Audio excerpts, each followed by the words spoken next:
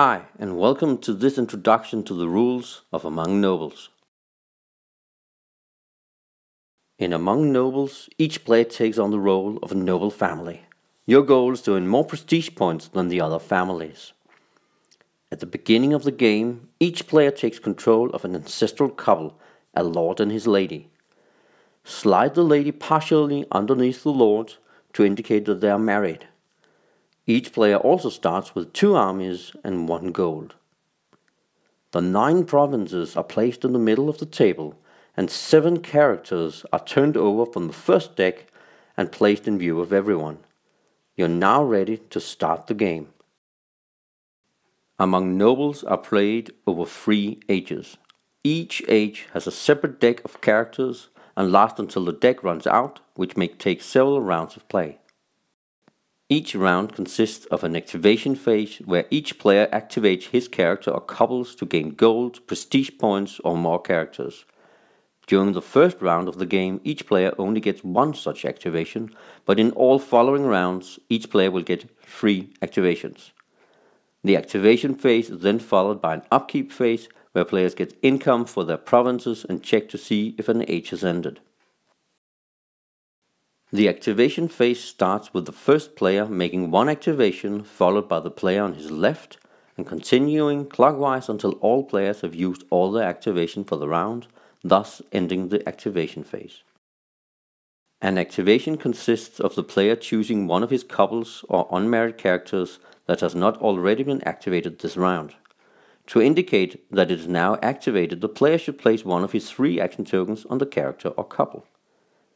Now the player picks any of the 4 action series on the activated card or cards and executes the actions in it from left to right. There are 7 possible actions. Piety and Commerce are the simplest actions and simply give you 1 prestige point or 1 gold respectively. Warfare allows you to move one of your armies. Moving it from one province to another is 3, while moving it from your supply costs 1 gold. When the round is over, having the majority of armies in a province will gain you income from that province. Birth allows you to gain another character in your family tree. Some birth actions require you to pick a specific gender, while others let you choose. In any case, you need to pick the character from the ones presented in the middle of the table, and the character's color needs to match the color of at least one of the parents. The color of the character also gives a slight indication of the strength of that character. A red character, for example, will give you an edge when it comes to warfare. The new character is placed below the activated couple and is now part of your family. If you picked a male character, you must pay 1 gold to make sure he has a proper upbringing. Some cards have an army symbol on it, indicating that you immediately gain an army to your supply, while others have a christening symbol, indicating that you will gain something when giving birth to this character. What you get is explained in the text box of the character. In any case, youngsters in the 3rd row of your family tree and unwed ladies are not allowed to execute the birth actions, as that would be ungodly. Marriage allows you to marry one of your unwed lords to one of the unwed ladies of your rival families. First pay 2 gold for the wedding feast and pick the lord to be married. Then each of your opponents must present you with one of their unwed ladies. Once you made your pick, slide the bride underneath her husband, joining their action series together. She is now part of your family. The previous family of the bride may lose a daughter, but instead they gain 2 prestige points.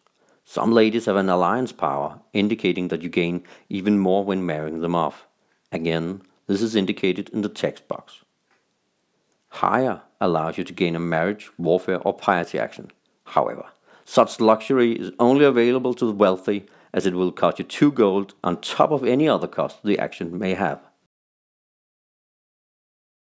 Intrigue only works if the activated character or couple has an intrigue power. The power will be indicated by the intrigue power symbol and is explained in the text box of the card.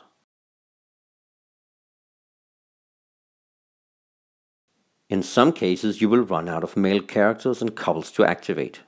If you do not want to activate your unwed female characters, you may instead reactivate a character or couple that was already activated.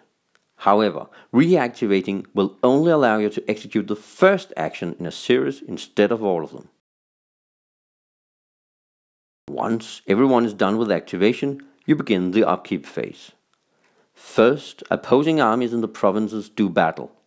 Each player removes the same amount of armies from each contested province, returning them to his supply. Then, if any armies remain in a province, the owner of the armies gain income for that province. Then, each player removes the action tokens from his characters, allowing them to be activated again the next round. The first player marker is passed clockwise, and the row of characters are refilled to 7. In case the current deck of characters run out, continue with the next deck, if there is one, and trigger generational change.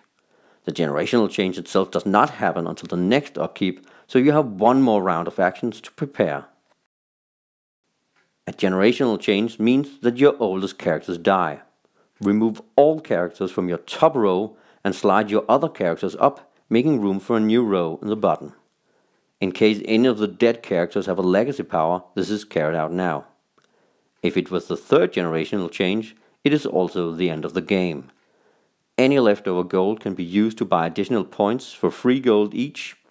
After this, the family with the most prestige points win the game.